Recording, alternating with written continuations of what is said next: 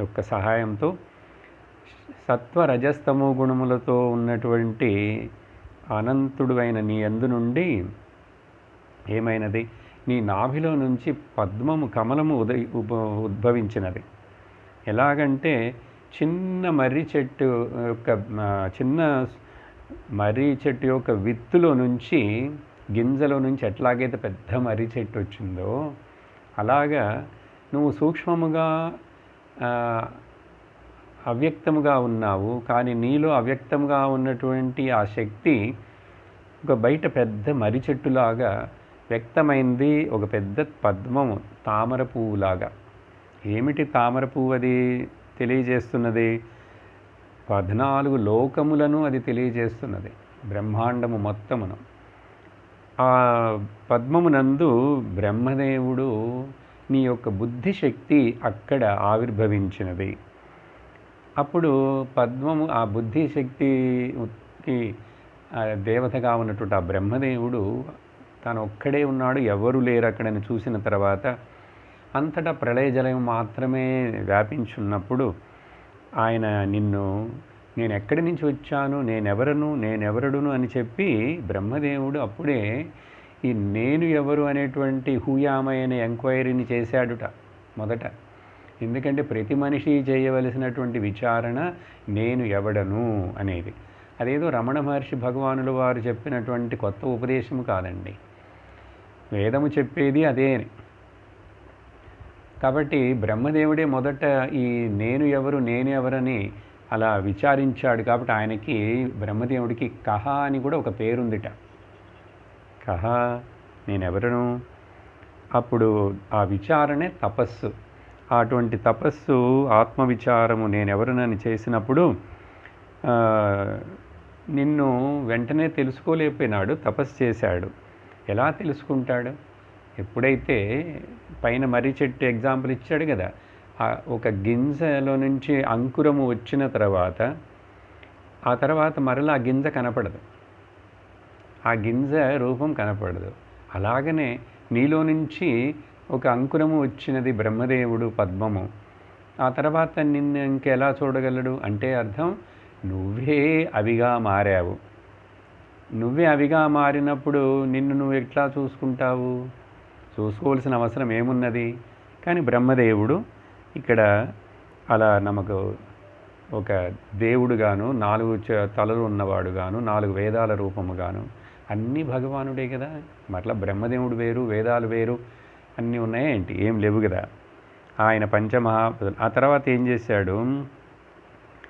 అన్నిటి యందు వ్యాపించున్నటువంటి వస్తువు ఏదైతే ఉన్నదో ఆ అంతర్గతమైన అంతఃకరణములలో సత్తారూపముగా వ్యాపించున్నావు, నువ్వు చిత్రూపముగా వ్యాపించున్నావని కనుగొన్నాడుట. చూసారా?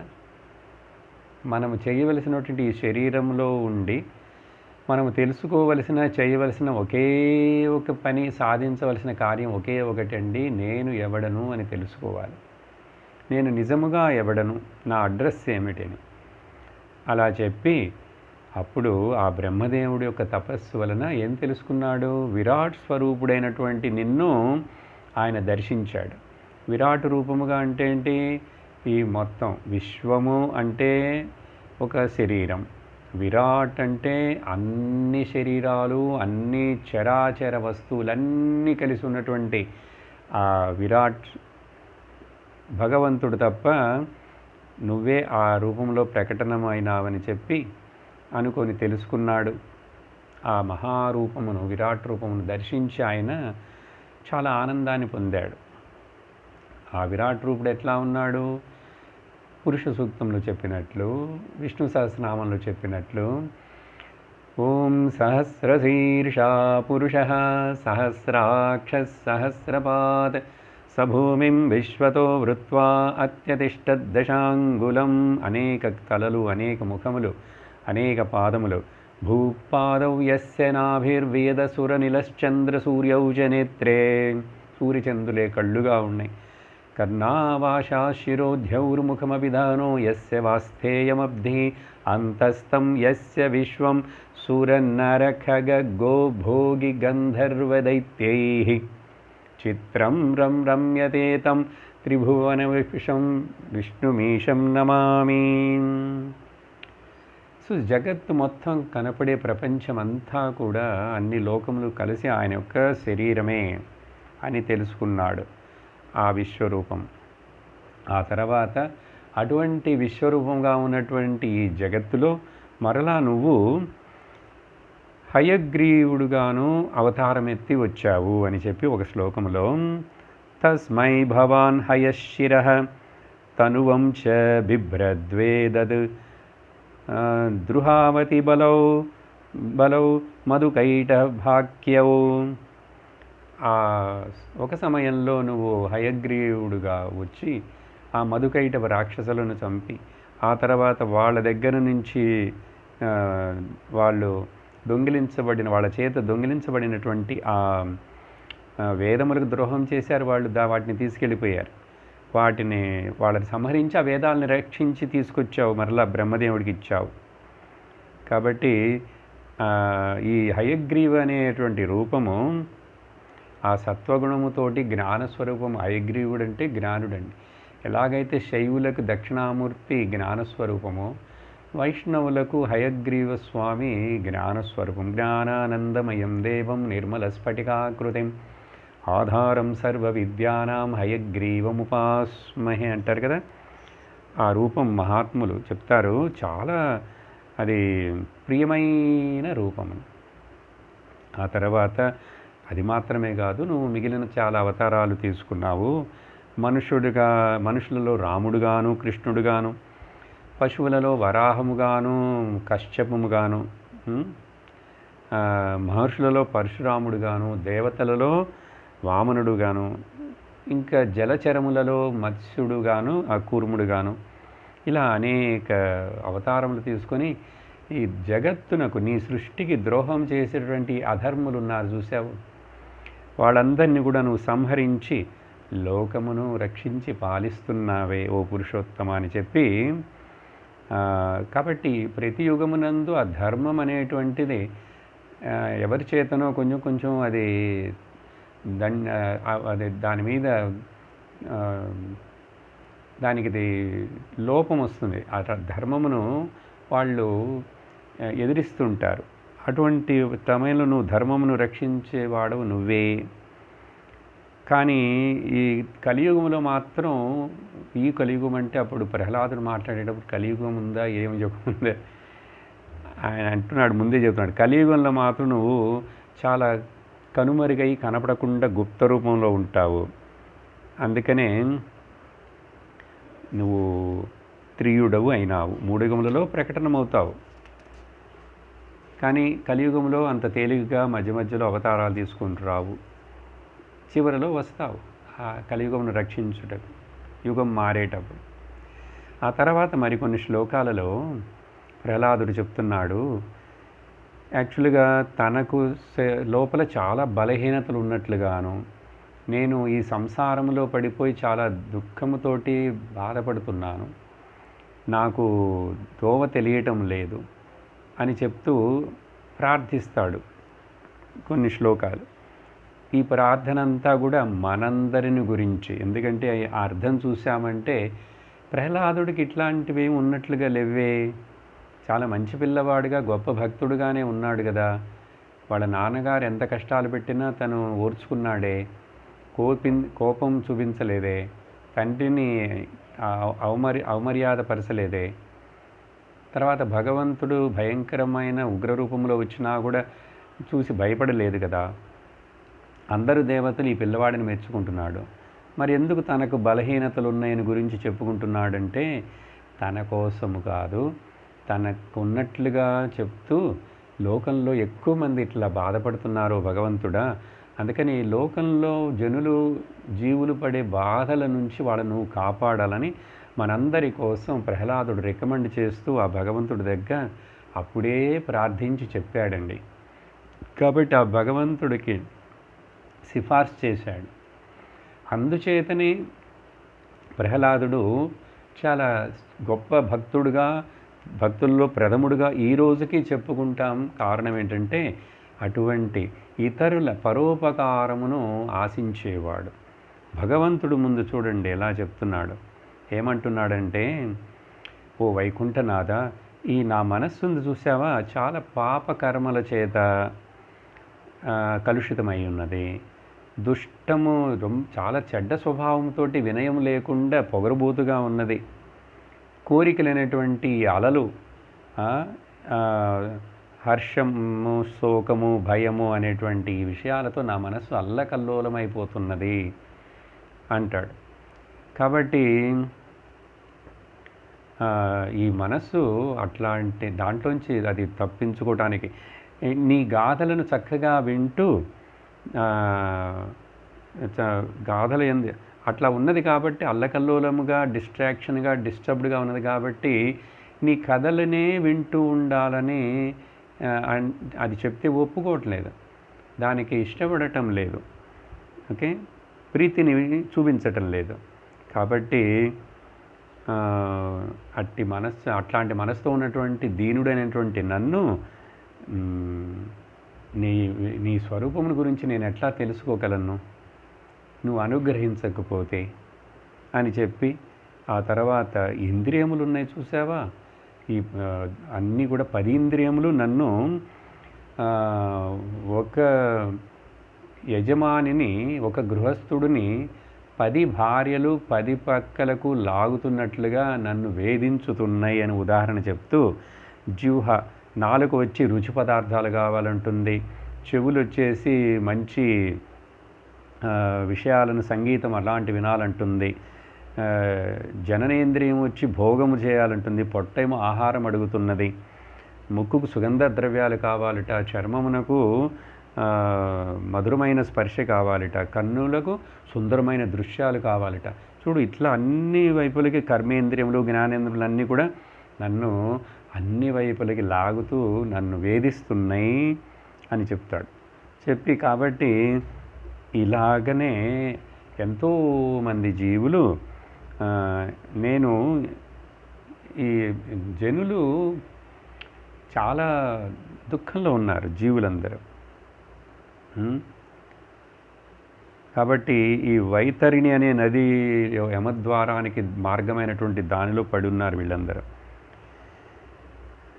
ఈ మనుషుడికి ఎప్పుడు కూడా తను ఒక దేహమని, తను వేరు, మిగిలిన వాళ్ళు వేరని, ఈ భేదభావము, పరాయి వాళ్ళని, ఇవన్నీ వచ్చినందువలన వాళ్ళతోటి ద్వేషమును పెంచుకొని, శత్రుత్వమును పెంచుకొని ఉన్న ఈ మూఢ జనులను చూస్తే నాకు చాలా అయ్యో అనిపిస్తున్నది. వాళ్ళని చూస్తే నాకు చాలా జాలి కలుగుతున్నది. కాబట్టి నువ్వు వాళ్ళని దయ చూపించి వాళ్ళని పాలించు అంటున్నాడు. చూడండి, చూసారా, భక్తుడు అట్లా ఆశిస్తాడు. సర్వే జనా సుఖినో భవంతు, లోకా సమస్తా సుఖినో భవంతు, సర్వే సన్మంగళాని సంతు అని చెప్పి ఎప్పుడు కూడా భక్తులు అయినటువంటి మనము అలా ప్రార్థిస్తూ ఉండాలి. దాంట్లో అందరూ చేరిపోతారు. మన పిల్లలు, మన కుటుంబము, మన వాళ్ళు కూడా చేరిపోతారు కదా. సర్వేషాం స్వస్తిర్భవతు అంటే. కాబట్టి ఈ అజ్ఞాన జనులందరి మీద నీవు దయ చూపించాలని రిక్వెస్ట్ చేస్తున్నాడు మన కోసం. చూసారా? ఆ తర్వాత ఎందుకంటే మహాత్ములు నీకు ఈ విషయంలో ఏమి కష్టం ఉంది? నీకేమి దీంట్లో కష్టం లేదు కదా. మహాత్ములు అనుగ్రహించారంటే ఈ మూఢ జీవులందరూ వాళ్ళ అనుగ్రహం వలన వీళ్ళు గట్టెక్కుతారు. కాబట్టి నీ భక్తజనులను, మహాత్ములను అనుసరించే విధముగా మాకు అవకాశమును కలిగించు. ఆ మహాభక్తులు, మహాత్ముల వలన వాళ్ళ అనుగ్రహం చేత మేము చాలా తేలికగా ఈ సంసారమును దాటేయగలము. కాబట్టి నువ్వు మొదల్లో మాకు అనుగ్రహించాలి అని చెప్పి, ఆ తర్వాత ఈ తొరలపై ఉన్నటువంటి కరుణ వలన ఈ సంసారములో పడిపోయి ఈ భోగములందు చిక్కుకొని ఈ సంసారం అనే పెద్ద చాకలి మూటలాగా ఈ భారమును మోస్తున్నాడే ఈ పరమ మూర్ఖుడైనటువంటి అజ్ఞాని జీవుడు. వీళ్ళందరినీ చూసి నాకు చాలా చింతన బాధగా ఉన్నది. కాబట్టి ఏంటంటాడు, నేను వీళ్ళందరినీ వదిలేసి నాకు మాత్రమే మోక్షము కావాలని చెప్పి నేను ఆశించను, నేను పొందాలని అనుకోవటం లేదు. ఎందుకంటే ఈ సంసారంలో ఇలా చిక్కుకుపోయిన వీళ్ళందరికీ రక్షకుడు నువ్వు తప్ప ఎవరున్నారు? కాబట్టి నువ్వు వీళ్ళని కాపాడాలి. ఈ గృహస్థ ఆశ్రమం ఉన్నవాడికిట ఏమిటి, ఈ భోగములు అంటే చాలా వాడు దానికి బానిసైపోతాడు. ఏ భోగమైనా సరే, ఓకే, పలు రకములైనటువంటి భోగములు. ఇది ఎట్లాంటిదంటే ఉదాహరణ చెప్తున్నాడు. కండూయనేన కరయోరివ దుఃఖం. ఈ చేతులకు మీద సపోజు ఇక్కడ ఏదైనా ఎగ్జిమా వచ్చిందనుకోండి, కండూయం అంటారు దాన్ని, జిల. దానిని ఏం చేస్తాడు, గీరుతూ ఉంటాడు. ఆ ఎగ్జిమా వచ్చిన వాళ్ళు గీరుతుంటే వాళ్ళకి చాలా మొదట్లో సంతోషంగా ఆనందంగా ఉంటుంది, ఇంకా గీరాలి ఇంకా గీరాలని. అలా గీరి తర్వాత రక్తం వచ్చి అప్పుడు మండుతుంది. కానీ మొదట్లో వాళ్ళకి ఏదో అక్కడ దాంట్లో ఆనందం వస్తుంది. అలాగనే ఈ సుఖాలు భోగాలు ఇంద్రియ సుఖాలు, ఈ చేతి మీద నుండి చర్మ వ్యాధి ఉన్నవాడు గోళ్ళు చేతులు వచ్చి గీక్కున్నట్లుగా అంటున్నాడు. తర్వాత ఏమిటుంది, ఇంకా మండుతుంది, రక్తం వచ్చి దుఃఖపడతాడు. కాబట్టి ఇంతే కదా ఈ ఇంద్రియ భోగములు కూడా. కాబట్టి దుఃఖమును అనిపిస్తూ వీళ్ళు ఇట్లా అనే దీంట్లోనే దీనులై ఉన్నారు.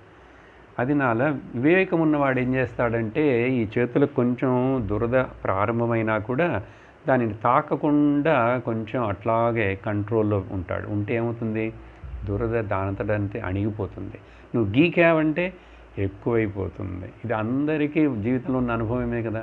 అందుకని ప్రహ్లాదుడు ఆ ఉదాహరణని చెప్తున్నాడు. ఇంద్రియ భోగములకు చెందిన కామనలు,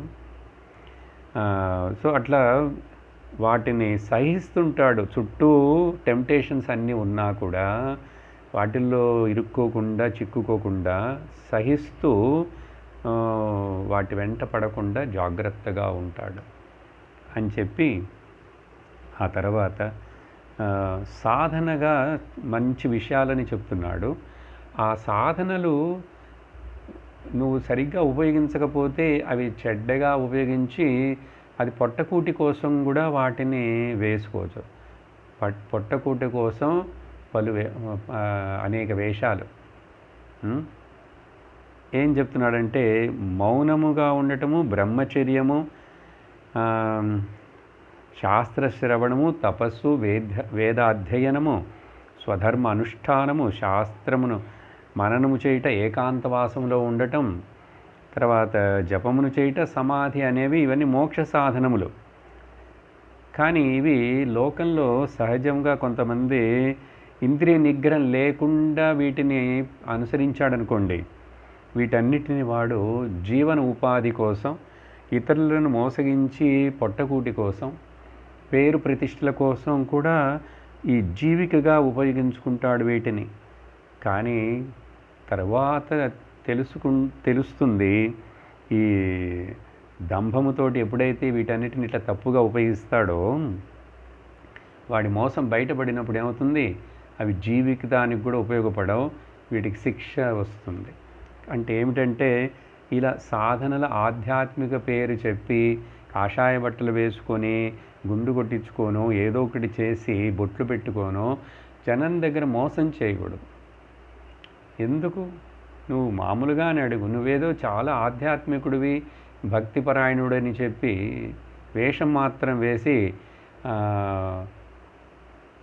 జటిలో ముండీలుంచిత కేశ కాషాయాంబర బహుకృత వేష పశ్యన్నపి చ న పశ్యతి మూఢ హ్యుదర నిమిత్తం బహుకృత వేష భజ గోవిందం.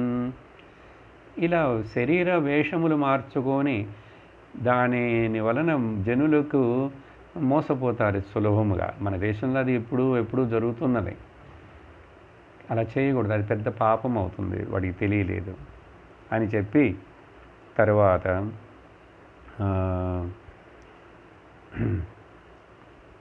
అప్పుడు ఏం చేయాలి, సాధకులు పైన చెప్పినటువంటి ఈ సాధనలన్నిటినీ ఉపయోగించుకొని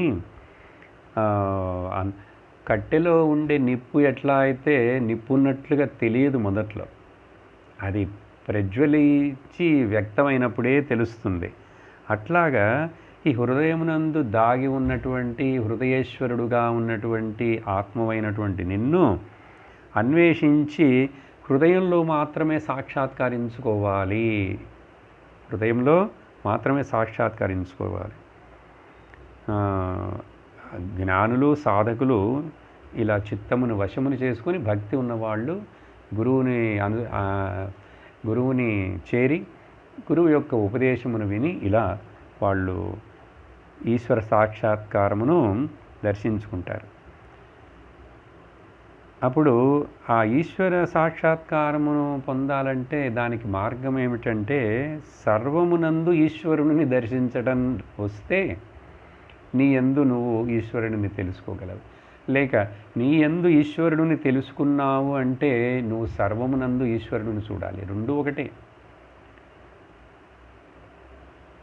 సరే, అదనాల సర్వభూతస్థమాత్మానం సర్వభూతాని చాత్మని ఈక్షతే యోగయుక్తాత్మ సర్వత్ర సమదర్శన.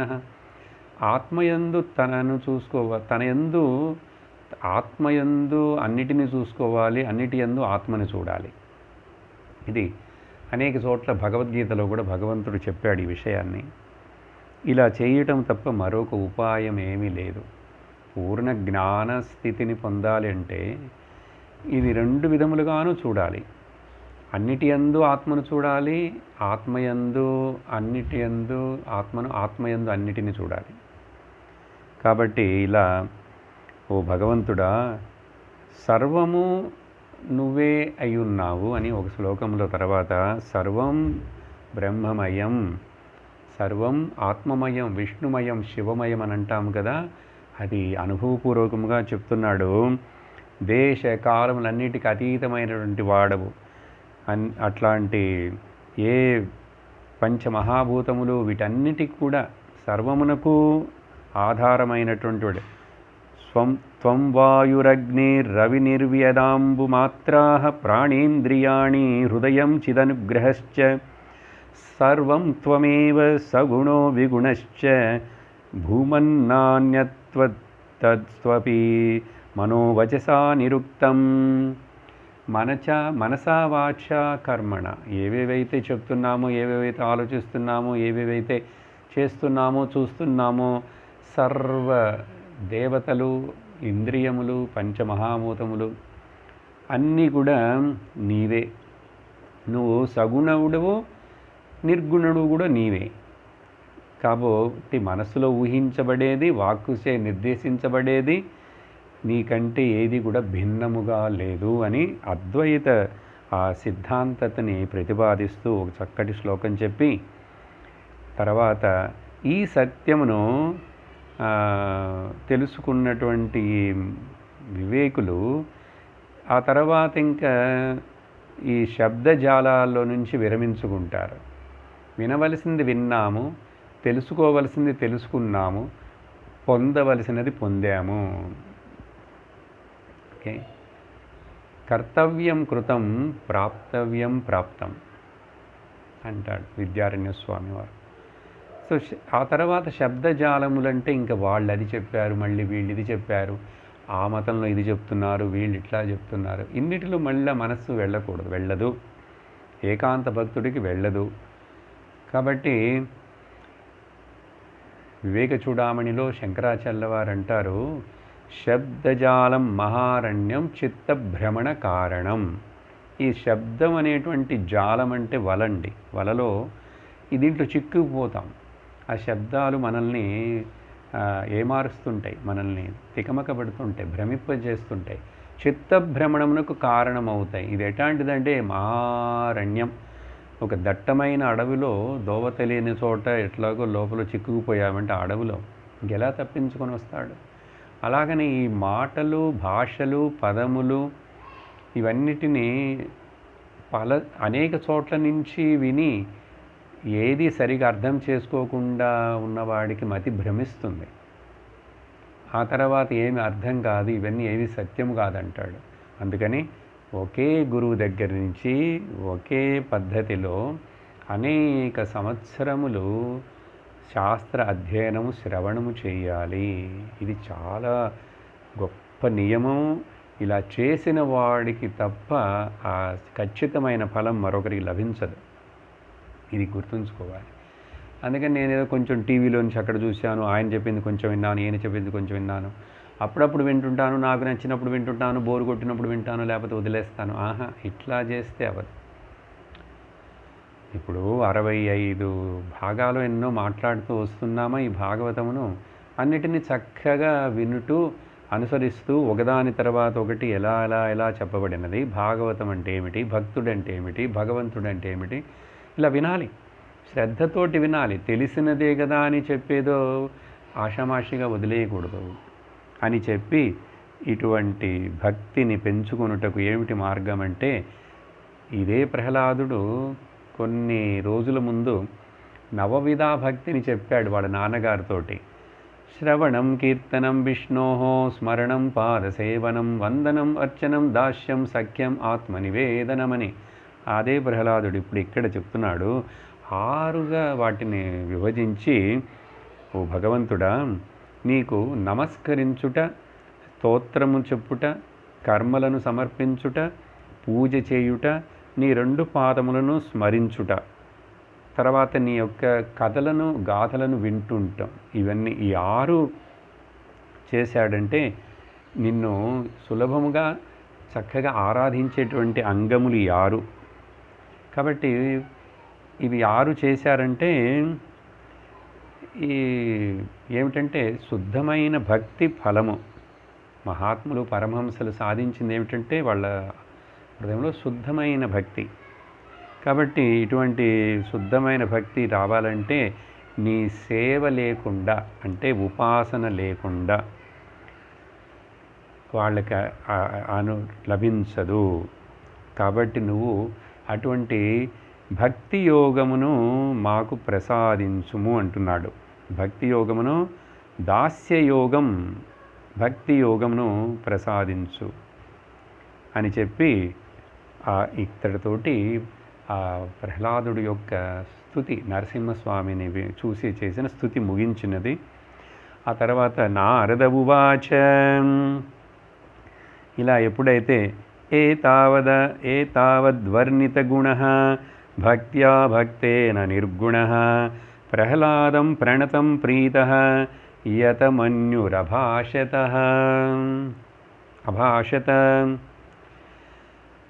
నిర్గుణమైనటువంటి భగవంతుడు ఇప్పుడు సగుణుడై ప్రకటనమైనాడా.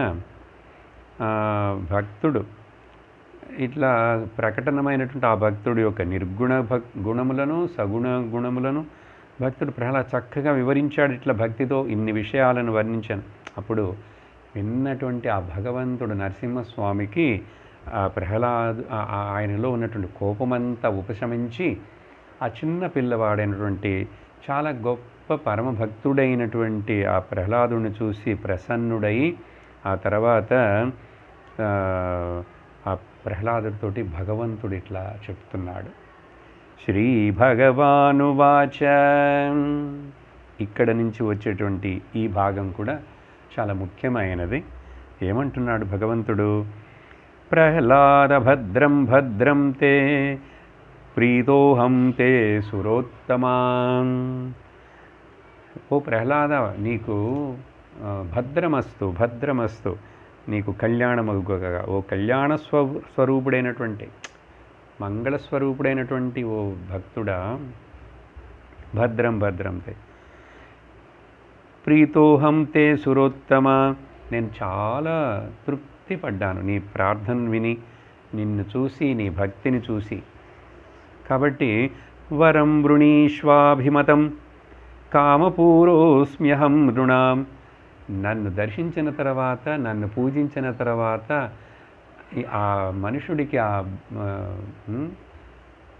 నృణాం, నేను వాళ్ళ కామనలన్నిటినీ, కోరికలన్నిటినీ తీర్చేటువంటి వాడిని కదా.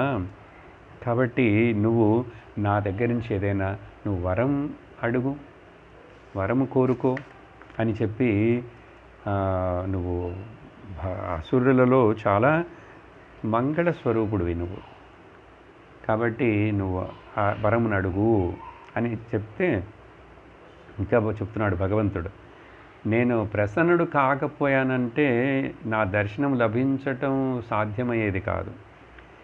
తర్వాత నన్ను దర్శించిన తర్వాత ఆ ప్రాణికి మరలా హృదయంలో ఇంకొక తాపం ఉండకూడదు అని చెప్పి, అందువలన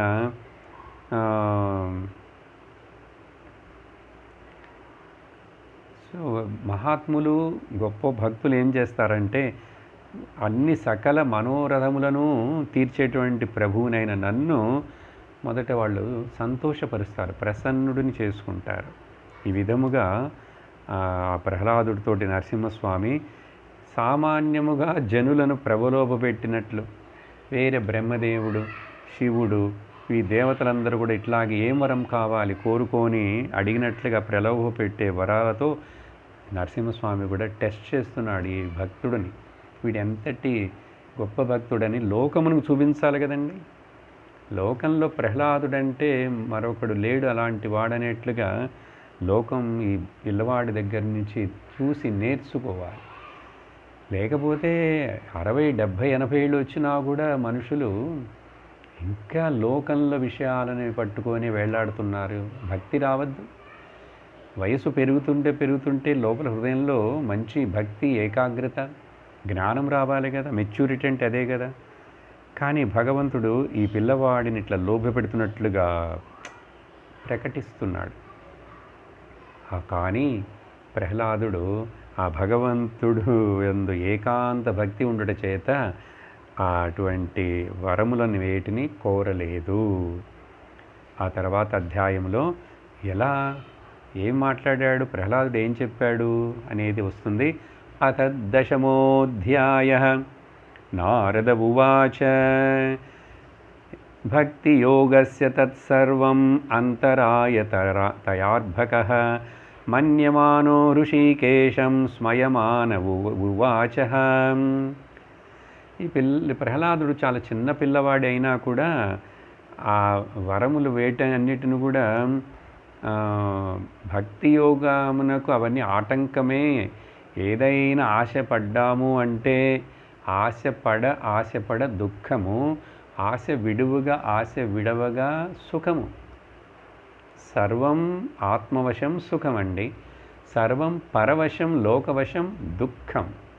కాబట్టి ఇవన్నీ ఆటంకాలని చెప్పి తెలుసుకున్నాడు, భావించి చిరునవ్వుతోటిట, ఓకే, చిరునవ్వుతోటి స్మయమాన, అది ముఖ్యం. ఎందుకంటే భగవంతుడా నువ్వు ఎందుకు ఇట్లా నన్ను టెస్ట్ చేస్తున్నావు, నువ్వు నన్ను పరీక్షించాలనే అని చెప్పి జెంటిల్ స్మైల్, చిరునవ్వుతోటి భగవంతుడు నరసింహస్వామితోటి ఇలా మాట్లాడుతున్నాడు.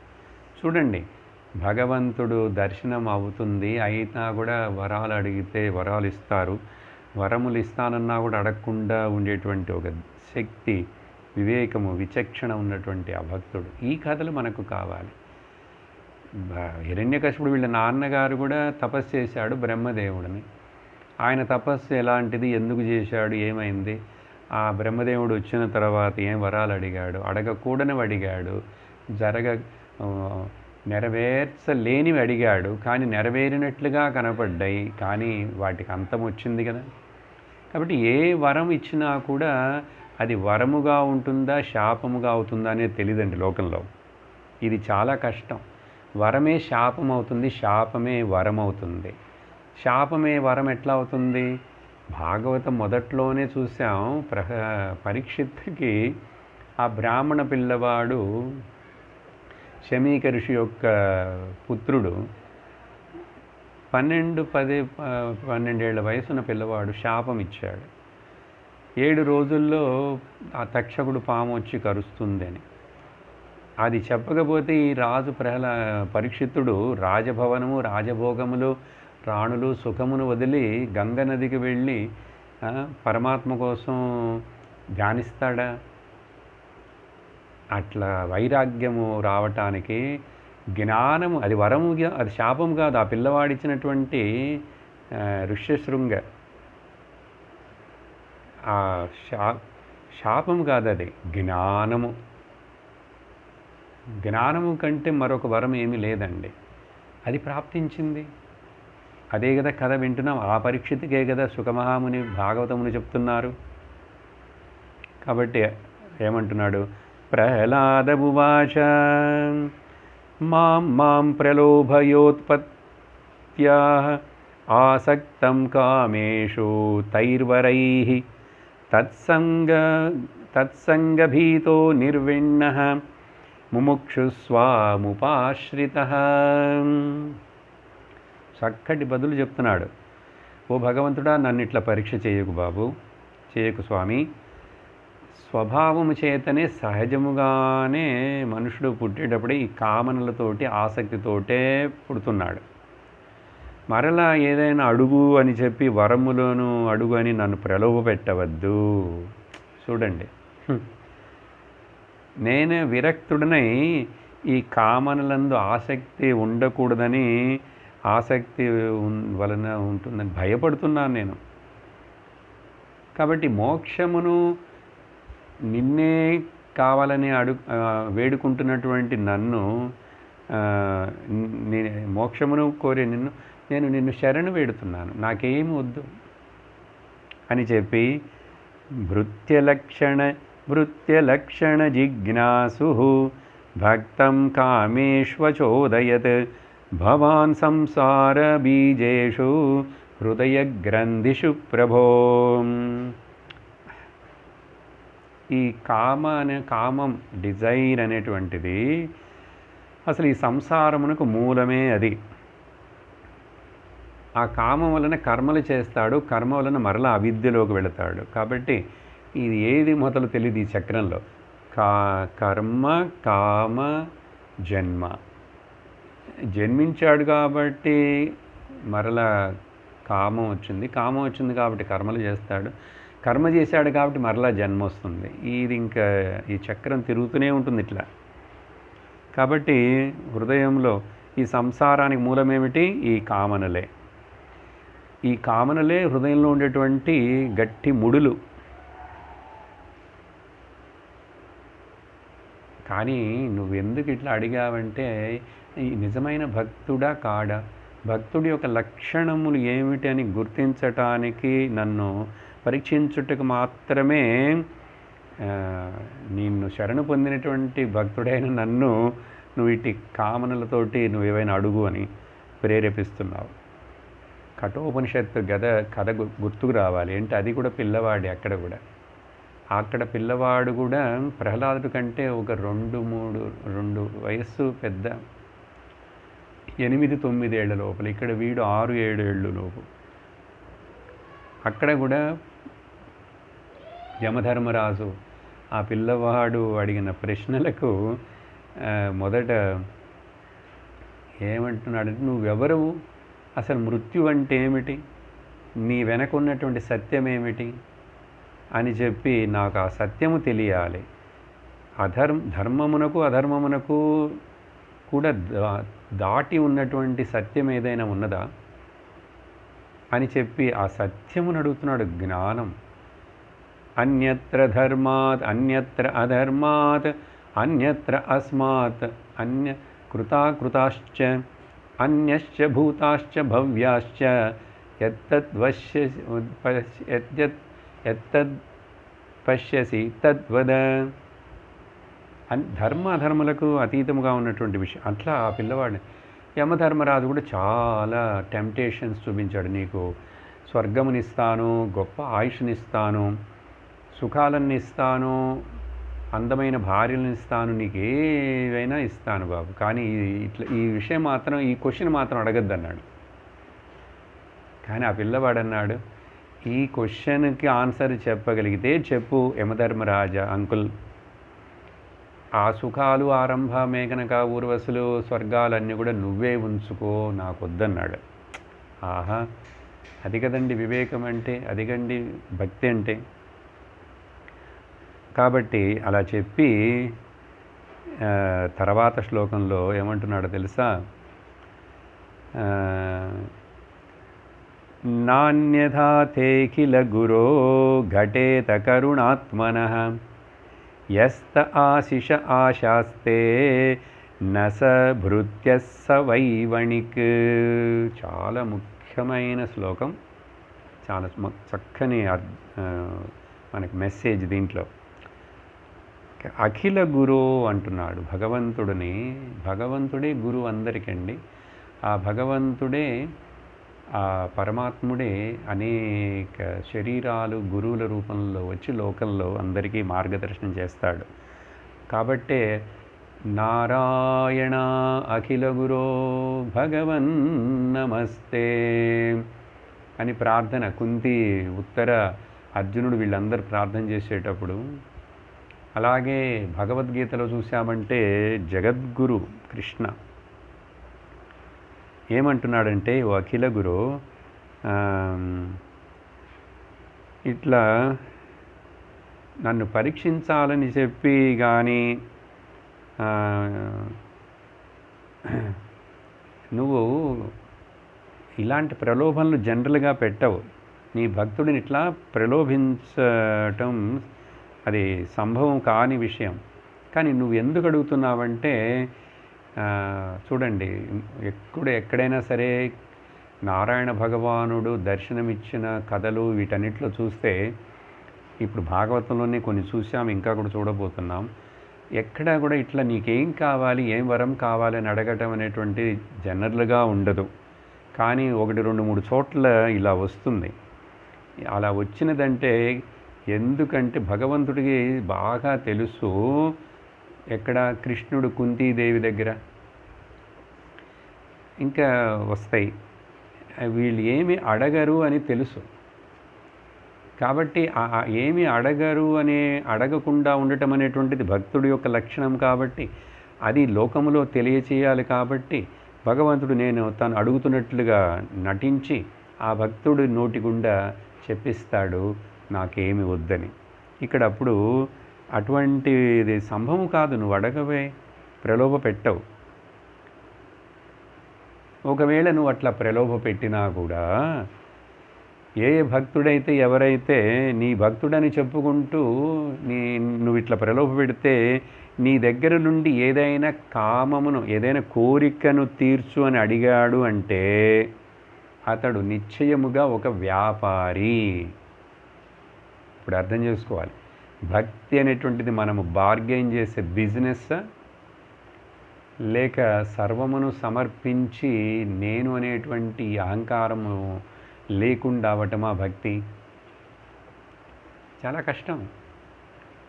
త్యాగే నైకే అమృతత్వమానసు అంటుంది ఉపనిషత్తు. త్యాగం చేయాలి. ఏమిటి? సర్వమును త్యాగం చేయాలి. నిన్ను, నీ అభిమానమును, నీ వాళ్లను, నీ సంపదలను, నీ శరీరమును అన్నిటిని కూడా భగవంతుడికి సమర్పించి ఏమి అడగకుండా ఉండిపోవాలి. అప్పుడు ఏమి అడగకుండా ఎప్పుడైతే ఉంటామో మనము భగవంతుడు వేరు కాదు అని ఆ బ్రహ్మజ్ఞానమును ప్రసాదిస్తాడు ఆ పరమాత్ముడే. ఇంకా అక్కడ పరమాత్ముడు, జీవాత్ముడు రెండు ఉండవు, ఒకటే అయిపోతుంది. ఇంకా అంతకంటే ఏం కావాలి? వేరుగా ఉన్నామంటే ఇట్లా అడుగుతూనే ఉంటాం. కాబట్టి ఈదుడు భక్తుడు కాదు, సవై వణిక్. వణిక్ అంటే వ్యాపారి. వ్యాపారుడు ఇంతే కదా, నువ్వేమిస్తావు, ఇంత వెల ఇవ్వు, అది ఇస్తానని చెప్పి వ్యాపారం చేయటం, బార్గెనింగ్ అండ్ బిజినెస్ అని చెప్పి తిరస్కరించేశాడు. తిరస్కరించి కాబట్టి తర్వాత శ్లోకంలో ఆశాసానో నవైభృత్యః స్వామిన్యాశిష ఆత్మనః న స్వామి భృత్యత స్వామ్యం ఇచ్చన్యో రాతి చాశిషః. ఇంకా ఇక్కడ ఒక స్టెప్ కొంచెం పై లెవెల్కి వెళ్ళి చెప్తున్నాడు. ఇది కూడా ముఖ్యం. ఎంత ధైర్యం చూడండి, ధైర్యంతో విన్నవిస్తున్నాడు. ధైర్యం ఉండాలి కదా, సత్యము మాట్లాడేవాడికి ధైర్యం ఉంటుందండి. ఏమంటున్నాడంటే, తన యజమాని వలన ప్రభు వలన కామనలను తీర్చుకోవాలని సేవ చేసే సేవకుడు యథార్థమైన సేవకుడు కాడు. తన ప్రభువు గెట్ట యజమాని దగ్గర నా కామనలను తీర్చుకోవటం కోసం సేవ చేస్తున్నాను. అందరూ అంతేకండి, ఉద్యోగాలు చేసేవాళ్ళందరూ గవర్నమెంట్ జాబులు, అందరూ డబ్బుల కోసమే కదా, నెల జీతాల కోసం. సేవకుడు అన్నాము అంటే యథార్థమైన సేవకుడు కాదుట. యజమాని దగ్గర నుంచి నా కామనలు తీర్చుకుట కోసం కోరికలకని చెప్పాడు. అలాగే తన పనిని చేయించుకొనుటకు మాత్రమే సేవకుని కోరికలను తీర్చే ప్రభు. ఒక్కొక్కసారి యజమాని బోనస్ ఇస్తాడు, దీపావళికి డబ్బులు ఎక్కువ ఇస్తాడు, లేకపోతే వాడికి ఏదో కొంచెం వసతి ఇస్తాడు, కొని పెడతాడు. ఇలా ఏ యజమాని అయితే తన పనిని చేయించుకొనుటకు మాత్రమే సేవకుడిని, ఎందుకంటే వీడికి కొంచెం అట్లా అన్నీ ఇస్తుంటే వీడు సరిగ్గా ఉండి నాకు పనులు చేసి పెడతాడు సేవకుడిని, అందుకని నేను వాడి కోరికలను తీరుస్తాను అని చెప్పి ఏ ప్రభువైనా ఏ యజమానైనా అలా ఉంటే ఆ ప్రభువు యజమాని నిజమైన ప్రభువు కాడు. చూసారా, పైన భక్తుడు గురించి చెప్పేశాడు. ఒకవేళ భగవంతుడు కూడా ఈ భక్తుడు నన్నే పూజిస్తూ ఉండాలంటే, నన్ను సేవిస్తూనే ఉండాలంటే నా పనులు అవ్వటం కోసం వీడిని నా చేతిలో పెట్టుకుంటాను. చాలామంది లోకంలో గురువులు కూడా అండి శిష్యుల్ని వదలరు, శిష్యులకి ఫ్రీడమ్ ఇవ్వరు. ఎందుకంటే వీడు వెళ్ళిపోయి మళ్ళీ వేరే గురువు దగ్గరికి వెళ్ళిపోతాడేమో, మన ఆర్గనైజేషన్లో ఉండాలి, మా పక్కన ఉండాలి, మాతోనే ఉండాలి, దానికి చాలా భయాలు కూడా పెడుతుంటారు, థ్రెటన్ కూడా చేస్తుంటారు. నువ్వు వేరే గురువు దగ్గరికి వెళ్ళావంటే గురుద్రోహం, నీకు పాపం వస్తుందని అన్నీ చెప్తారు. నిజమైన గురువు ఏ శిష్యుడిని కూడా బంధించి తన దగ్గర ఉంచుకోడు. ఆ శిష్యుడికి జ్ఞానం ప్రబోధించడమే ఆ గురువు పని. ఆ తర్వాత ఆ శిష్యుడు రెక్కలు వచ్చిన పక్షిలాగా ఎక్కడికి వెళ్ళిపోయినా గురువు పట్టించుకోడు, సంబంధం ఉండదు. వివేక చూడామణిలో కూడా అట్లాగే చూసాం. చివరిలో ఆ గురువు దోవన గురువు వెళ్ళిపోయాడు, శిష్యుడు దోవన శిష్యుడు వెళ్ళిపోయాడు. అలా కాదు, నువ్వు ఉండాలి, మా ఆశ్రమంలో ఉండాలి, నువ్వు ఇవన్నీ చూసుకోవాలి, ఆ తర్వాత నువ్వే వారసుడివి, ఇవన్నీ ఆర్గనైజేషన్లు, ఈ పద్ధతులన్నీ కూడా కరెక్ట్ కాదు. సో సేవకుడుగా ఉంచుకుంటూ తన పనులను చేయించుకోవటం కోసం వాడికి కోరికలు తీరుస్తామంటే ఆ ప్రభువు, ఆ దేవుడు కాదంటున్నాడు. చూసారా? కాబట్టి భక్తుడు ఎలా ఉండాలి, దేవుడు ఎట్లా ఉండాలనేది కూడా దేవుడికి నేర్పిస్తున్నాడు. అందుకండి ప్రహ్లాదుడి చరిత్ర చాలా గొప్పది. అర్థమైంది తనకు, ఆ పిల్లవాడికి ఇది అహంకారం కాదు కదా, ధైర్యంతో సత్యమును పలుకుతున్నాడు. అలా చెప్పి తర్వాత, సరే నాకైతే ఏ కామనలు లేవు, కామనలు లేనటువంటి భక్తుడు నేను, నువ్వు కూడా నా దగ్గర నుంచి దేనిని అపేక్షించినటువంటి ప్రభువు కదా, సరేనా? కాబట్టి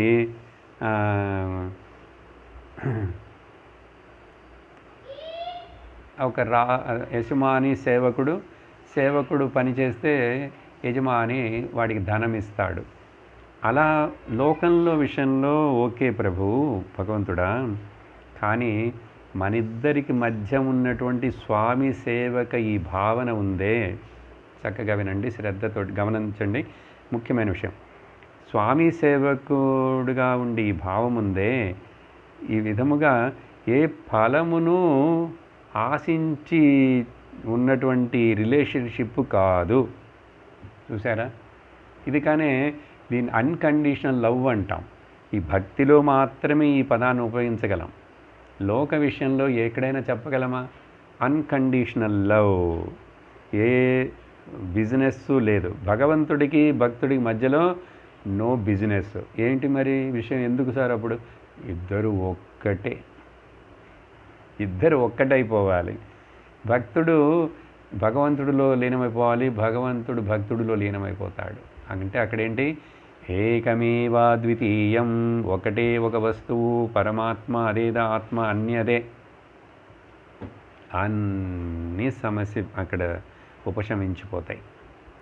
అట్లా అని చెప్పి ఫలముతో ప్రేరితమైనది కాదు, మన ఇద్దరి యొక్క రిలేషన్షిప్ అని చెప్పాడు. లోకంలో మిగిలినవన్నీ కూడా ఏదో ఒకటి ఆశించేనండి. అట్లా చెప్పి తర్వాత కాబట్టి ఎదిరాశీషమే కామాన్ వరాంస్త్వం వరదర్షభ కామానాం హృదయ సంరోహం భవతస్తు వృణే వరం. మరి చాలా ముఖ్యమైన ఒకే ఒక శ్లోకం అని చెప్పచ్చు ఈ ప్రహ్లాద చరిత్ర మొత్తంలో. సార్ అన్ని చోట్ల అక్కడక్కడ ఇది ముఖ్యమని చెప్తున్నారంటే చెప్పాను, ఇది ఇంకా ఇంతకంటే వేరే ఏమి లేదు, ఇదే అల్టిమేట్. ఏమంటున్నాడంటే భక్తుడు అంటే ఏమిటనేది తెలుసుకోవాలంటే ఇలా ఉండాలండి. సరే, నువ్వు వరములు ఇవ్వగలిగిన వాడివే, చాలా గొప్ప శక్తి ఉన్నటువంటి వాడు, సర్వజ్ఞుడవు, సర్వశక్తిమంతుడవు. నీకు అలా సరే తప్పకుండా ఏదో వరం ఇవ్వాల్సిందే, నీ మీద నాకు చాలా సంతోషమని ఒకవేళ నువ్వు ఇష్టపడుతున్నట్లయితే ఓకే, నేను నీ దగ్గర నుంచి ఏం వరం అడుగుతున్నానంటే నా హృదయంలో ఏ వరము అడగకూడదు అనేటువంటి అడగాలనే ఆశ రాకుండా ఉండే వరము ఇవ్వు. అర్థమైందా?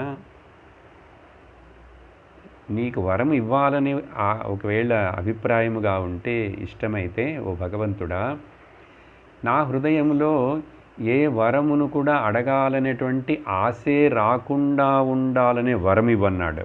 ఆహా, ఇంతకంటే ఇంకేముందండి చెప్పాల్సింది గొప్ప విషయం.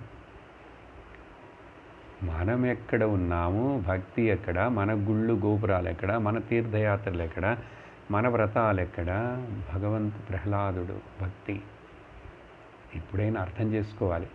ఇంకా జీవితంలో లేట్ అయ్యి వేస్ట్ అయిపోయే లోపలే ఇలాంటి భక్తి ఇలా ఉన్నదంటే మనసు ఆనందం ఇప్పుడే ఇక్కడే, భగవంతుడి యొక్క సాన్నిధ్యం ఇప్పుడే ఇక్కడే మన హృదయంలో ఏర్పడుతుంది. కాబట్టి ఈ విషయంలో ఒక సందేహం కూడా లేదు. మనము నిజముగా భగవాన్ని నమ్ముతున్నాము, భాగవతమును వింటున్నాము, భక్తుల యొక్క చరిత్రలు మనకు నచ్చుతున్నాయంటే మనము ఇది తెలుసుకొని, విని, నేర్చుకొని మార్చుకోవాలి. మనల్ని మనం వింటే చాలదు, నేర్చుకోవాలి, మనల్ని మనం మార్చుకోవాలి. అలా చెప్పి ఇంద్రియాణి మనః ప్రాణ ఆత్మా ధర్మో ధృతిర్మతి హ్రీశ్రీస్తేజస్మృతి సత్యం యస్య నశ్యంతి జన్మనాం.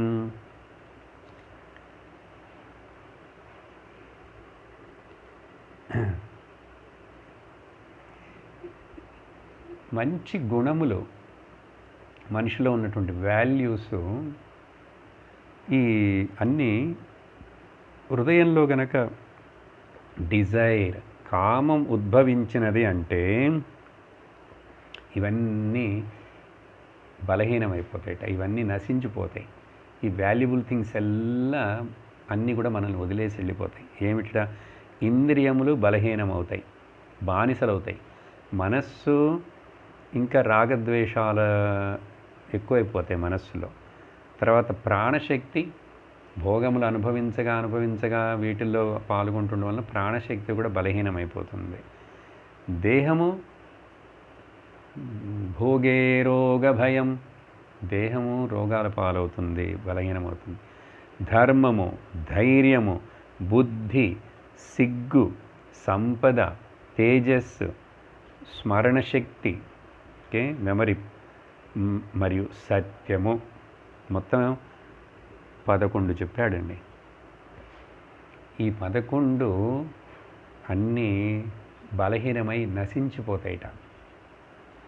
ఎందుకు ఇవి బలహీనం కాకుండా నశించిపోకుండా ఉండాలంటే ఈ 10 విషయాలు, 11 పెట్టుకొని మనము మన యొక్క ఆధ్యాత్మిక ప్రయాణం, జర్నీ, ఈ శరీరం వలన పొందవలసిన విషయమును పొందుటకు మనకు ఇవన్నీ ఉండాలి. కాబట్టి భగవంతుడు గీతలో ఇదే విషయాన్ని చెప్పాడు. ఓకే,